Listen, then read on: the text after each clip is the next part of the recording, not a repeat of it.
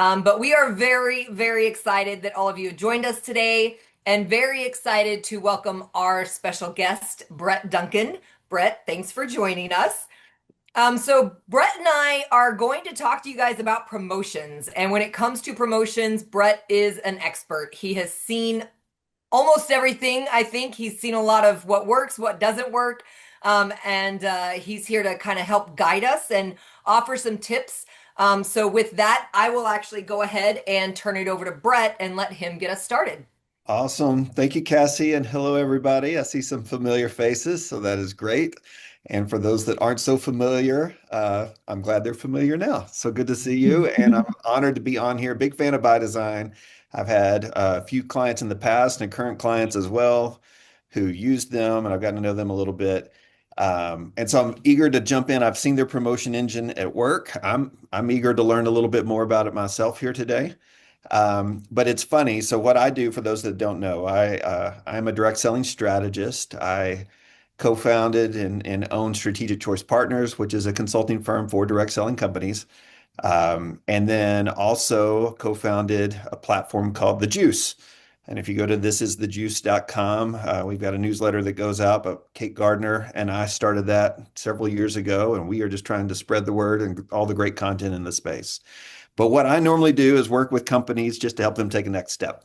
I've done a lot of things in direct selling. I worked on the corporate side for a while, but my very, very first job in direct sales was as an entry-level promotions coordinator at Advocare. So if there's one thing I have done more than anything else, it is promotions, and I am certainly happy about that. I've learned a lot through it. And when I say promotions today, it's going to go back and forth from product specials to incentive, enrollment specials, whatever. We'll just throw them all together.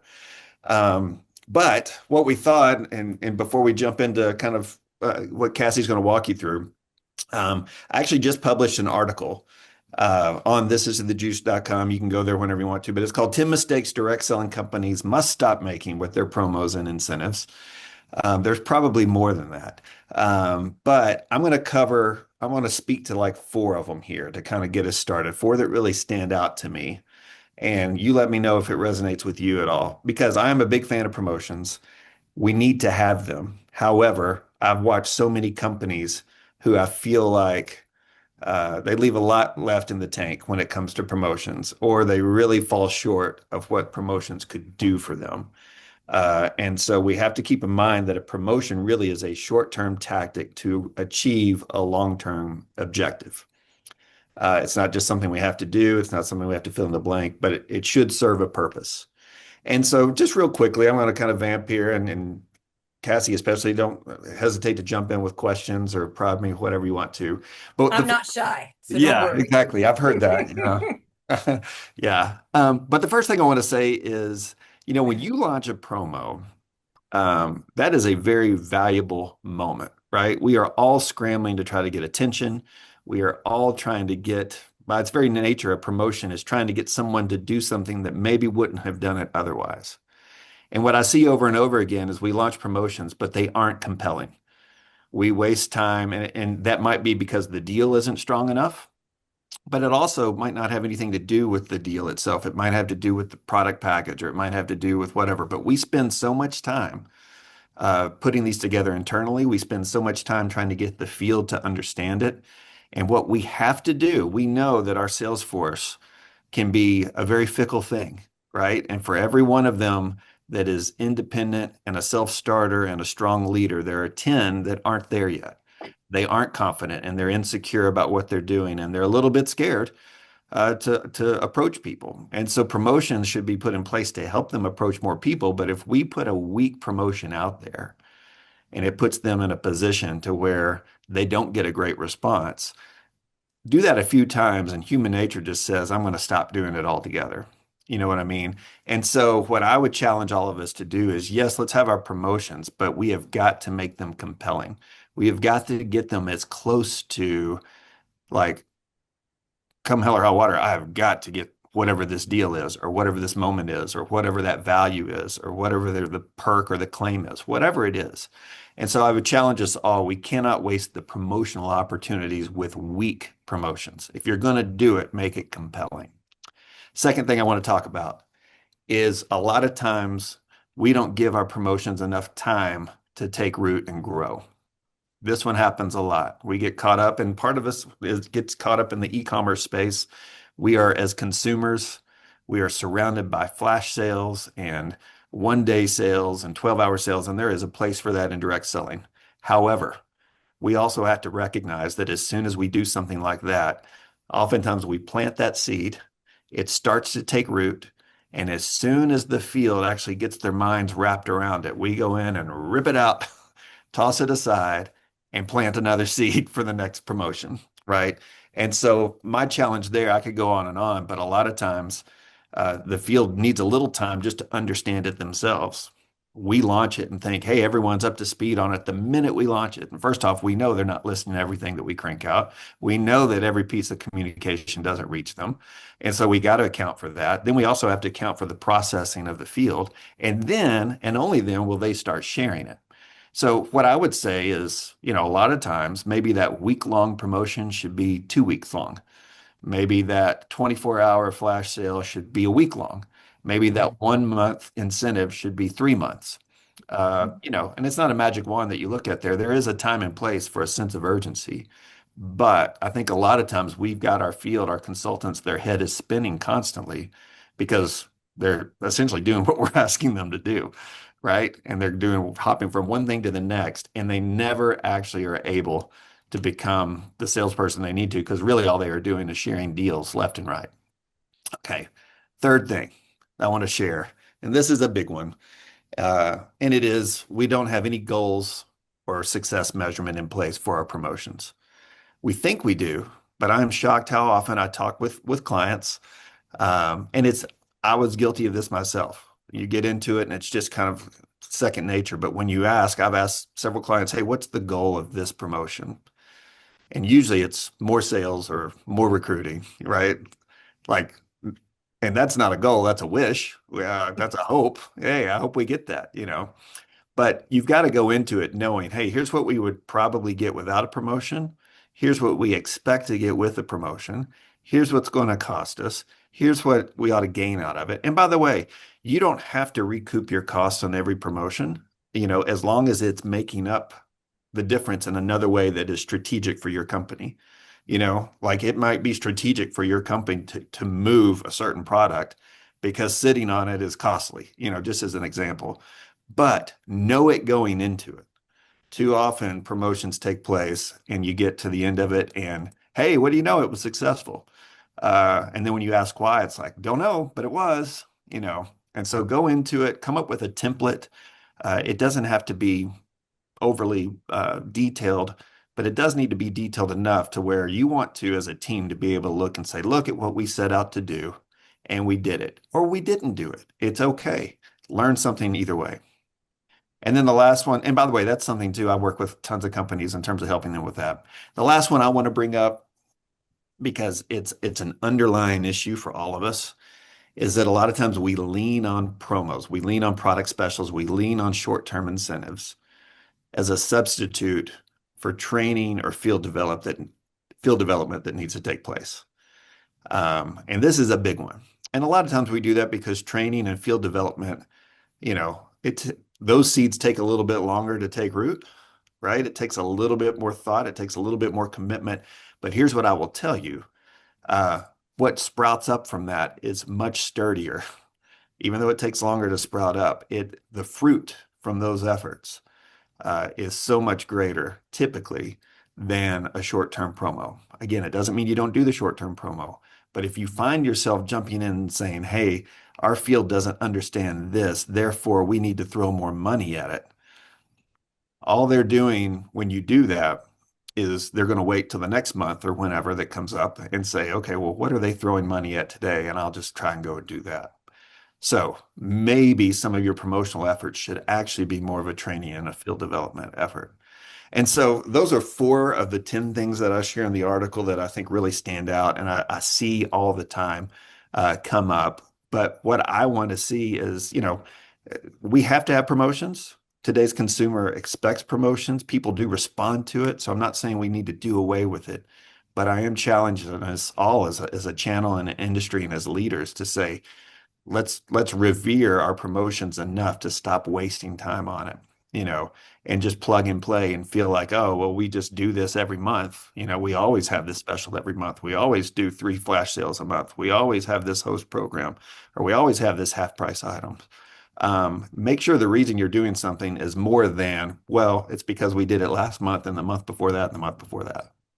So Cassie, I don't know, I'll let you jump in with any thoughts or questions there, but hopefully that teases up a little bit.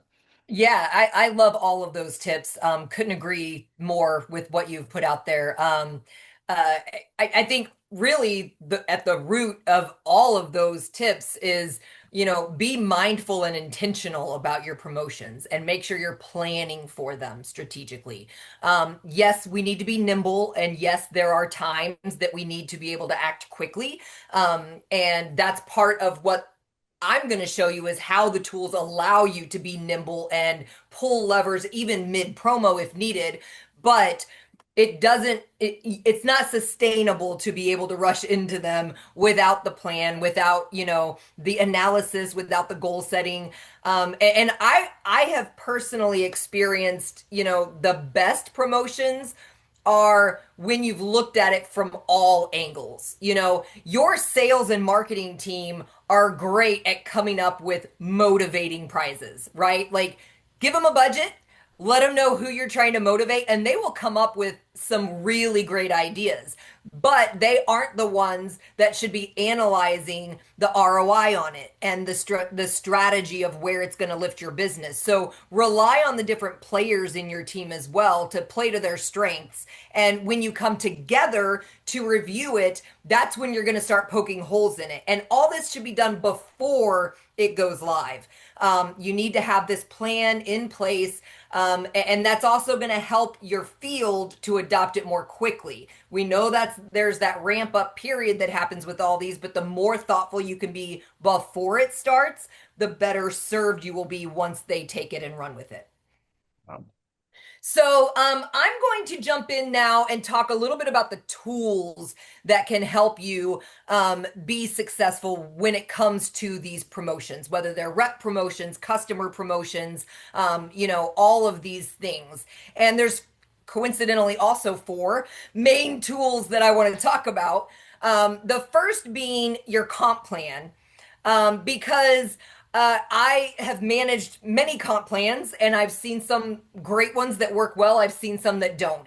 And when you're looking at a promotional strategy, your comp plan needs to be a factor as you're looking at that. Oftentimes, your promotions are going to supplement your comp plan, fill in some gaps, or give you an injection or catalyst for the existing behaviors that you're driving. But the reason that I bring up the comp plan is that they don't have to be isolated. You can leverage elements of your comp plan in a promotional way. What I love about the ByDesign comp plan tools is that there are many factors in your comp plan that you can actually change on your own without requiring development, and you can change them without publishing them. This allows you to tweak things and actually run it to model what that change will look like before you actually publish the change and move forward with it. So this goes back to Brett's, point about having goals and making sure that it's actually driving behavior that wouldn't have already happened. It's also going to help you estimate what is this going to cost us. You might have this great idea, and when you make that tweak to your comp plan and run it as a model, you may find, wow, we really made it too rich. We need to dial it back, or we need to reduce who can qualify. You can learn so much by modeling these things, and you really need to look for those tools that allow you to do that kind of modeling on your own as you need, without development, without cost, without waiting. And when you've got those tools, you really need to have somebody who's doing those activities with promotions, outside of promotions. I can't emphasize enough how much that modeling can make a big difference between a great surprise in your promotion or a terrible surprise in your promotion. Because oftentimes, if you had done the modeling, you would have known what was going to happen before you actually rolled it out. So the comp plan is the first one. The second one is the promotion engine. And I'm going to share my screen on this one. But basically, at ByDesign, we have what we call a promotions engine. And it is a dynamic and very flexible tool that allows you, I think I'm sharing the wrong screen. Can you guys see the promo engine or are you seeing my calendar? Yeah, we see your promo engine. Okay, perfect. Thank you. It put the tools on this side, which is weird. So our promotion engine is very flexible, very dynamic, and also very robust, which can be a really great thing because it allows you to do so many different types of promotions.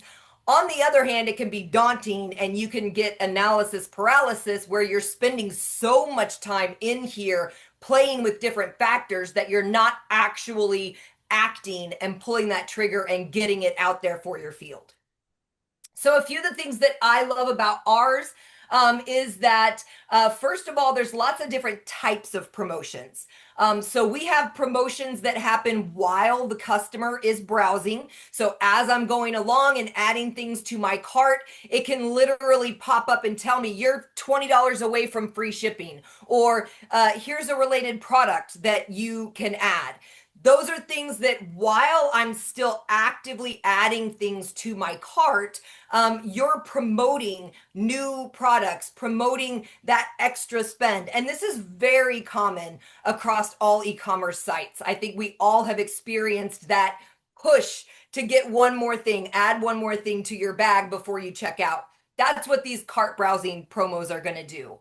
We also have what we would call standard promotions, which are when you check out, it's going to run and calculate whether you get free shipping, whether you get a particular discount, whether you get this or that. So those are kind of the standard ones.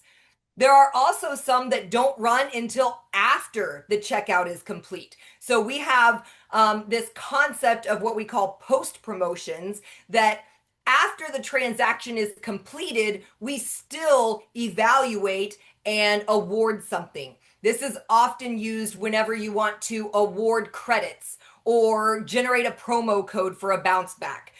If you want to, use promotions to change ranks for somebody or create a VIP program for your customers. These are all things that a robust promotion engine can do for you.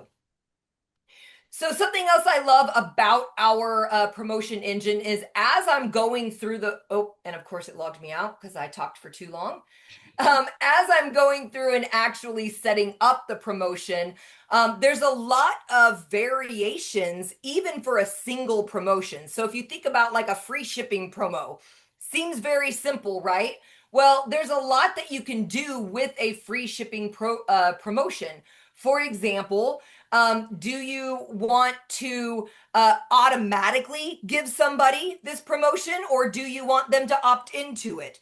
Now, with free shipping, typically you're going to just force that on them. But there are things like buy one, get one, or getting a free add-on or a discounted add-on. Those are the types of things that if you don't force it on the user, if you allow them to opt into it, you're going to get a little breakage for those that don't take you up on it. And there's a little bit of excitement in that too, especially if it's an add-on, because then you can literally show them images of what they're getting to add on. You can show the original price with it struck out. And there's a lot of psychology behind that to a customer who's checking out. So there may be reasons why you want to suggest it and let them choose it or just force it upon them. Another variability here is who is eligible for the promotion. I know back when I was working at a party plan company many years ago, we didn't have the kind of flexibility that technology offers today.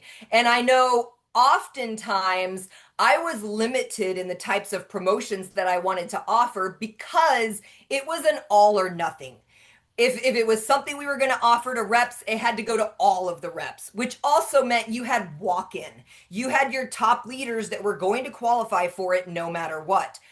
Tools today are so much more dynamic that you can actually come in and choose who do you want to be eligible. It can be as simple as just reps or just customers. It can be both. You can even get even more granular, which markets, which locations, which ranks of your reps do you want to include? What customer types, VIP customers versus retail customers? These are all ways that you can segment the audience and have a very focused promotion. It also means that you can duplicate a promotion and have slightly different rules for the promotion depending on who the person is. You can still advertise it as your spring break promotion, but customers are going to have a slightly different discount than reps do. Maybe the leaders have different than the newer reps coming in. The more that you can cater it to the individuals, the more likely it is to motivate them because it's going to speak more to them versus you having to build it out for everybody, right? So that's the availability. And then beyond that is really where you just get into the actual, like, what is it that they have to do to be able to earn a promotion? And the reason that I have this here is just because even with a particular behavior, so let's say, for example, we want to award something based on the total of the order. So if I do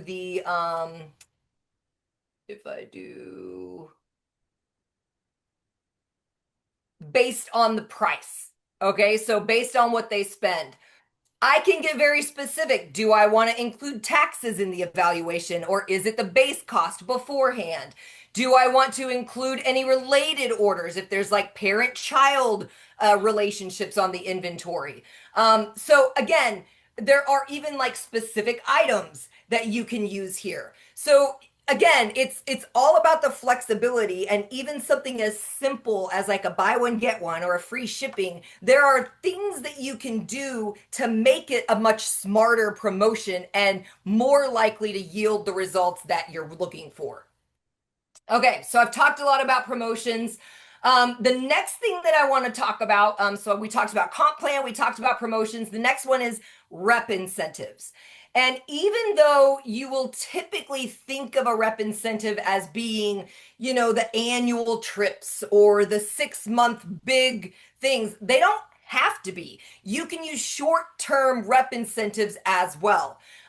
So this is the back end of our tool called the incentive tracker. It basically allows you to set up as many incentives as you want. Again, you can cater it to specific segments. What types of reps do you want? Any rep collections? You can choose from a variety of different behaviors that you want to drive. So we have I want to say it's over 20 different processors now that you can award based on parties or hosted events, based on sponsoring activity, based on personal volume, team volume. But again, even with each one, okay, I want to reward this based on personal volume. Okay, but what volume is that? Is it the commissionable volume? Does it include the price and tax? Does it not? And you can even go so far as to say, do you want this to include my personal purchases, if that counts toward the volume, or do you want to exclude personal purchases from the incentive? You don't have to make it align exactly with your regular comp plan. You can make it much more catered to the individual incentive that you're designing. You'll also see here there's options for first order only, which I love because then you are specifically rewarding new volume, new customers, first time orders, first time rep orders. So again, a lot of different flexibility here. And then of course on the rep side of things, because I am a field developer at heart, just making sure that your incentives are built in such a way that your reps can easily see what's going on. That's where you're going to avoid the ramp up period, or at least delay that ramp up period. Make sure that they know everything they need to know about this incentive. And by that I mean, what's my personal progress? How am I earning it? Where am I in the overall rewards? What have I achieved? Where is my team? How are they performing? I can't emphasize enough how important simple reporting tools are for your field when it comes to especially short time promotions. Because if it takes them too long to figure it out, you've lost half of your promotion period. And then finally, I always encourage companies to really think about credits.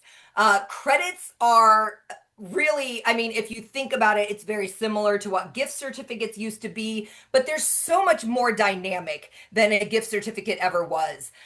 Credits are essentially ways to encourage people to come back and spend with you again. And with the ByDesign system, our credits can be applied to customers and to reps. And we even have functionality that allows our customers and reps to gift those credits to one another. So that's something you'll need to choose whether you want to offer or not. But any time that you can offer those credits, it gives you another opportunity to talk to that customer, another opportunity to bring them back, to get them to repeat their business with you. So you can see here, if I'm in the shopping cart, George Alexander is a customer account. If I go in here, I can see very clearly, as soon as the page loads, I can see very clearly what my credits are. So right here on my account, I can see this is our demo account, so we have lots of different accounts set up. But once I'm in here, I can see, oh, I had a party and I got 120 credits from that. I also got a $15 credit that was manually awarded to me. So this kind of tells me what my balance is. We also have automated emails that go out to customers reminding them of these credits, especially before they expire. If you're not reminding your customers about credits before they expire, you're missing out on that secondary bounce back purchase. So make sure customers know what's available to them. And then, of course, when it comes time to actually check out, it's important to make sure that you're also letting them know right then and there what they have available to use. So as I'm going through the checkout process here, I'm going to take this just a minute for this to load. Oh, I didn't select one of my items here. All right, so you can see here, even on my checkout screen, I can see that I've got credits available. And I can choose to use all of my credits, or I can use only a portion of the credit, or I don't have to use them at all. So this is the kind of flexibility that a credit system can really help you with. You can have separate accounts for customers, for reps. You can have 5 different accounts for your reps, and each of the credit types are going to carry different rules. Do you want your reps to use their credits on business supplies or just on products? You can exclude a particular product category. If you have a product with a lower margin than your average, maybe you don't want them to be able to use credits for that. So it's again about dynamic flexibility. That's really what you're looking for when it comes to the tools that you're going to be used for your promotions. All right, I'm going to stop there. And I know Brett has some more great tips he wants to share. So I will turn it back over to you. Well, yeah, and I kind of just want to say amen to everything that you just went through because, and I'm assuming a lot of people on the call are on the By Design platform now. And if that is the case, probably the first thing I would want to do is go through all of that again on my own and like really like spend an hour or two and just, okay, now what is this again? How does that work? And the reason I would want to do that is because that inspires like ideas for me, right? That you might have capabilities that you don't even know you have, or you might have something you're wanting to do that you don't think you can do, but you're like, oh, if I just kind of rethink how I do this and do it that way, I could actually do it myself, like right now. And so that's really, really powerful. I am a big fan of segmentation for all the reasons that Cassie just gave. So often I work with companies and they want to run a customer promo and it's great. And then they're like, oh, but what about our consultants who have customer accounts? And that's a whole other uh, soapbox I won't jump on totally right now because I know a lot of times we've done that and we do it for good reasons. But as I look at what Cassie was showing you, it underscores the importance for you at your company to take care of your data, right? Like ByDesign is giving you access to do all these things, but it's garbage in, garbage out, right? If you haven't if you're not managing that well, if you're too loose in terms of this, or if you allow someone to have five different accounts or whatever, then you're not actually able to take advantage of some of the segmentation the way you want to. And so that's why, the best time to have started on that was at the beginning, and the next best time is now. And so I would encourage all of you to just say, okay, what's the next step we could take there to segment our account data better so that all these things that can be done, we can actually do them the way that they're intended to do. And it's not a reason to not do them now. You should, but just know that it'll only get better, the more you scrub that data. I think that's really, really important. I'm a big fan of simplicity and I like to look at the compensation plan as our best incentive program as our compensation plan. And, we spend a lot of time teaching people about that, how it works. And so when it makes sense to just tweak that a little bit for a short period of time as like a rep incentive, I think that's always a good place to start. If you give a $50 bonus for this, normally maybe do $75 for a month or two and see what happens. But not only is it simple to program, but the more important thing here is you don't have to teach them like all new stuff. And that's the key. Again, a lot of times we come up with these amazing whiz bang uh, incentives and criteria, and it's like teaching them another language. And not only does it take a lot of work to teach them that language, but then when that incentive is over, that language is now irrelevant. And so try to make sure that all those things stay in sync. I And love, sorry to jump in, Brett, yeah, but I love what you just said. And even as a field development person, I never really thought about it in that way that, leveraging the behaviors they should already be doing yeah, because it prevents you from having to teach them how to do it on the promotion, but also for those who maybe haven't figured out how to do it, it gives them the motivation to figure it out now. And they're going to continue to be rewarded for it even after the promotion. So you're starting plant those seeds for the long term that you referred to earlier. yeah, exactly. I think the last thing I'll bring up, I mean, I could go on and on here, but um, you know, I do a lot of times when I work with companies, we pull data and I get obsessed with, understanding your customers and how often after they place that first order, which we work so hard for, how often do they come back and place a second order? And there's different ways to track that, but one of the simple ways to look at it, and you can do this, is look at, okay, for somebody who came in, how many of them place a second order this year?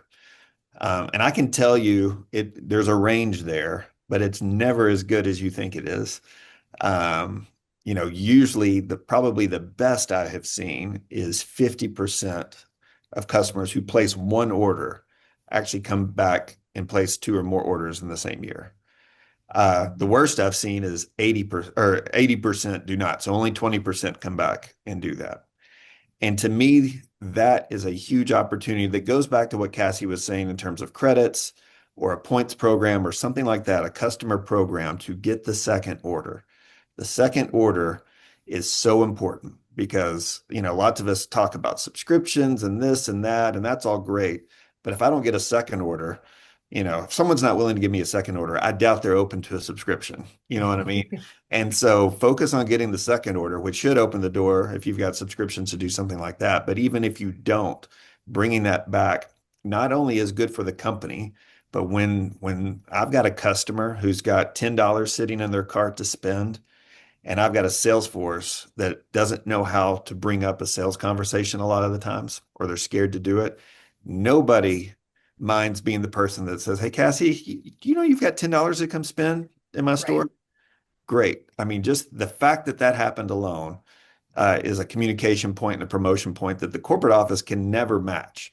Doesn't mean the corporate office shouldn't do it. You should, but it's never as good as that personal part. And so really look at things like that as a sales tool for your consultants. It's not just a customer discount, it is a sales tool to start a conversation. So anyway, I'll leave it at that for right now.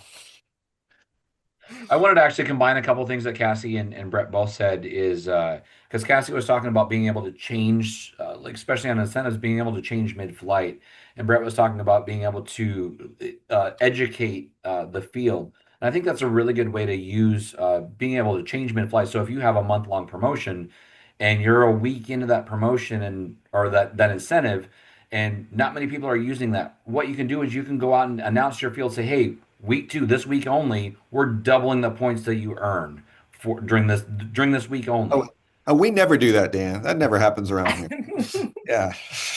So yeah, it's just another tool where you can just go into the back office and say double the points for that week. After that week, you take them back to the regular points. So then it forces those people to like, oh, maybe I should be looking at this incentive so I can see how I can earn that. Perfect. Great point. So I do want to pause. We've shared a lot of information here. I wanted to ask if there are any questions, any great examples, any experiences that anybody want to share about promotions that have worked for you or haven't worked for you. So feel free to speak up. Bart, my huckleberry, I knew you'd volunteer for me. Well, I had to for Brett. I'm just, Thank you. yeah, Thank you, Bart. I'm Yes. here for you. Yes. But again, this goes out to Brett because I've been with two different companies who had two different, very different approaches to promotions, and neither one of them are in business now. So that tells you that neither one of these philosophies worked. One company was very driven by a CEO who was very marketing, and it was a new promotion every week, and we did this and this. The field got very reliant upon promotions. They didn't do anything because they're going to wait. Well, let's see what the promotion is going to be this week. They didn't do a thing unless there was a promotion. So there was that end of the spectrum. Then another company, a legacy company, been around for a long, long time. It was driven by operations, and operations would not allow a flagship product to ever be put on a promotion. They would only let you put something that they're going to get rid of anyway, that they wanted to sell off. So operations drove what was being put on a promotion. How do you walk that fine line? Because the field is going to want to have those flagship product on a promotion every now and again. And at the same time, you don't want to just run a promotion every week so the field gets dependent on it. Where do you find you can draw that line between those two? Yeah. Um, as you can probably imagine, my answer would be it's a little bit of both. But I think let me start with this, and some of you have heard me say this before, but the fundamental unit of success in direct selling is a conversation, right? If someone's not having a conversation about a vere, then nothing else is happening, right? And so using that as an example, promotions, we need to look at direct sales on the corporate side is we need to be really good at facilitating conversations, and promotions are a great way to do that. Therefore, um, you know, I certainly don't believe in constantly discounting a flagship product, but I also think there is a time and a place to where it would be great for more people to try our flagship product and hopefully continue to buy it. What I do know is if they're not buying it now and have no plans to buy it at all, first off, I'm not losing any of that money because they're not giving it to me to begin with, you know. And also the other thing, and I keep coming back to this, but I just witness it all the time, is so many of your consultants, distributors, again, for the ones we hear from the most who are confident in sharing and selling, there are 10 who aren't. And so sometimes they need that little bump of courage, which is just, I don't know what else to say to you, but there's a discount on this if you want to come buy it. And so the fact that that conversation occurs is a seed planted that may or may not grow, but I think it's worth looking at. The biggest thing, though, your other point that you brought up that so many of us get into is we condition them to on too many promotions and to wait for promotions and to only sell promotions. And if you're in that in that boat, and I'm sure many of you are, it's okay. You're not alone. Um, it's unreasonable to say, well, we're just going to stop cold turkey. But what I would do, which by the way, if you did do that for a pay period, it would be interesting to see how things went. You'd have a baseline of, oh, here's what actually happens. That's a scary proposition, but hey, you'd learn a lot. Well, the comp plan should be a promotion in and of itself. Absolutely, yeah. And I think sometimes if we do too many promotions, it dilutes the value of the comp plan, right? We take the eye off the ball. So what I would say, and I'll shut up here, but if you're curious, take away one or two. Like if you normally do 8 promotions in a month, do 6, and then but make sure you have measurements and goals for each one of them, and look at it in terms of sales as well as bottom line dollars. But the sad thing is we always have something going on, be it an incentive or a promotion or a special that we never it's very difficult to pinpoint, oh, that's what drove growth that month, or that's why we didn't grow that month, because there's 5 different variables at play. Love it. Love it. Thank you. One thing I just wanted to piggyback on that. I know Bart didn't ask me, but I'm always here to share my opinion. The analytical side of me just wants to remind everybody that constantly looking at your business as a whole and throughout the year is key. You can't wait for the promotions to measure and evaluate. You need to understand the behaviors that are happening in your business year round. You should see a repeated flow, if you will, up and down throughout the year that matches your particular product offering, the demographic of your sales field. Obviously the holidays are typically bigger, but depending on your product, maybe January is your biggest month. But if you look at your business and you're seeing the random spikes that don't fit into a general explainable annual trend, then it's possible that your reps are waiting on your promotions or your customers are waiting on your promotions. So I would just encourage you to kind of start there. Look at what's already happening in your business. When are people the most active? And does that make sense for my business? Or is it being driven by unintended consequences and negative consequences from some of the behaviors that you're doing? All right. Love it. Great stuff. Thank you. What else? Questions? Comments? All right, Cassie, this is Ruben. Hey, Ruben. Do have a question regarding the promotions engine.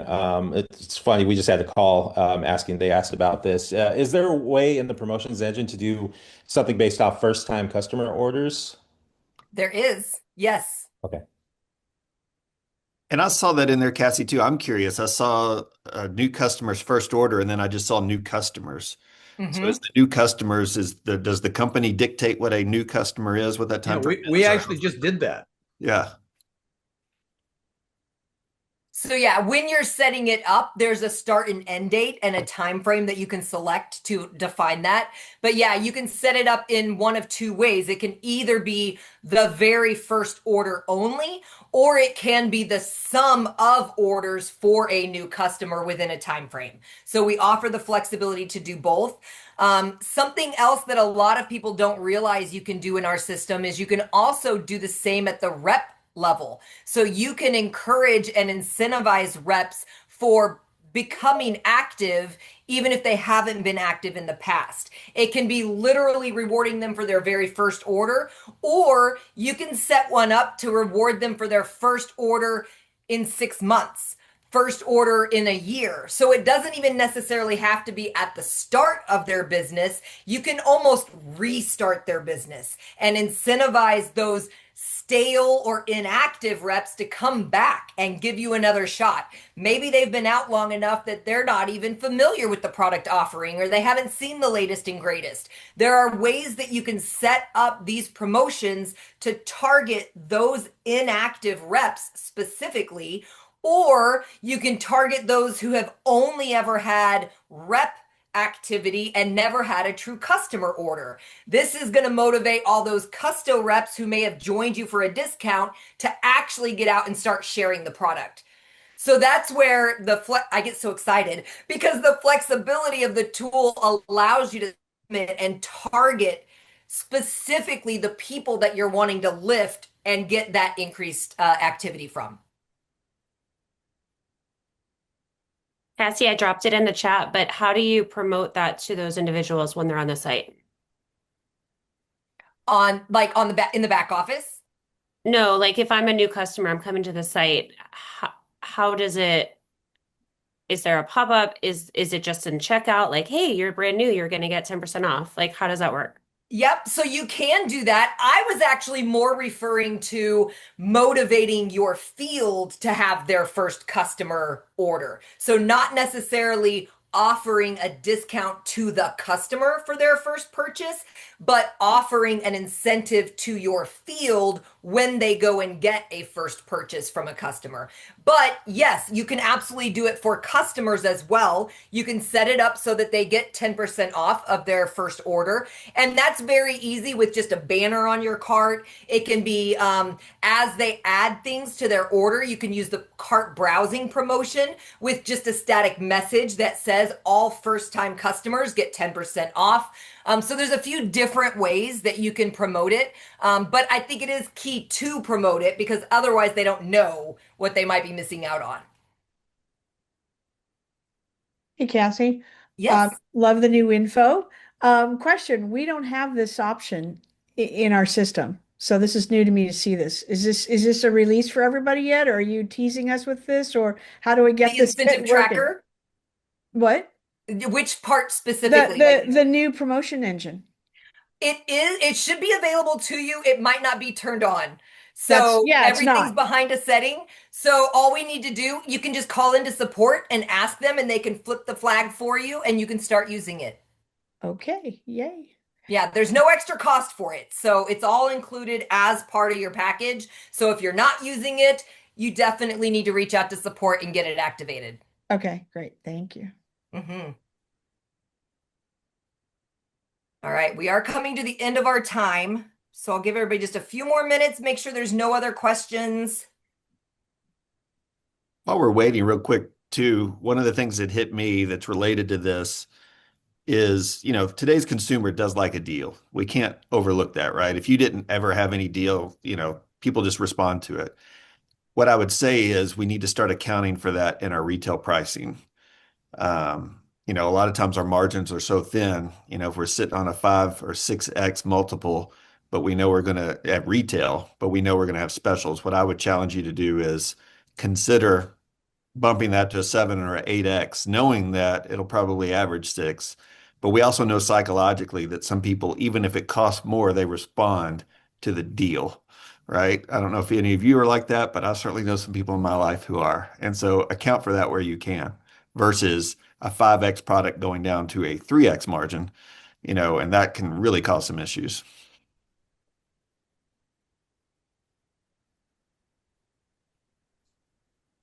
All right, guys. One thing I'd like to add about driving specific action too is we have the ability to, with the promotional, if we're talking about adding or giving away a free product, we've Right. developed a promotion where you can actually add that free product to the next auto ship order that goes out. So then you're driving that client or you're driving that rep to make sure they're not going to get the free product unless they're enrolled in auto ship. So you're driving that activity and that requirement for them too. And it saves you on shipping. Perfect. I love that. All right, guys. Well, we are coming up to the end of our time. I want to thank Brett once again for joining us, for all the valuable insights. I have a feeling that we'll be welcoming him again on some future webinars. Perfect. Talk about, reps having customer accounts and cleaning up your data. I could talk about that all day. But thank you, Brett, for joining us. Thank you for the insights. A reminder, he has even more tips in the article that he just published. Where can they find that, Brett? Thisisthejuice.com. This is thejuice.com. Great. Also, The Juice, they host in-person events. If you are not familiar with them, I encourage you to take a look, join them. There's some really great conversations happening at these in-person events. And the learnings don't just come from the quote unquote experts. It comes from talking to one another, sharing ideas, and learning from everybody's past experiences. So I highly encourage everybody to take a look at The Juice. Thanks again, Brett, and thank you everybody else for joining us today. I will be sending out the recording for everybody so that you can review everything we shared today. And of course, if you have specific questions about how to do any of these things, please call our support team. They are there and ready to help you out. And yeah, thanks so much, everybody, and have a fantastic day. Thanks, Cassie. Thank you, guys. Awesome. Hi. Okay. Bye.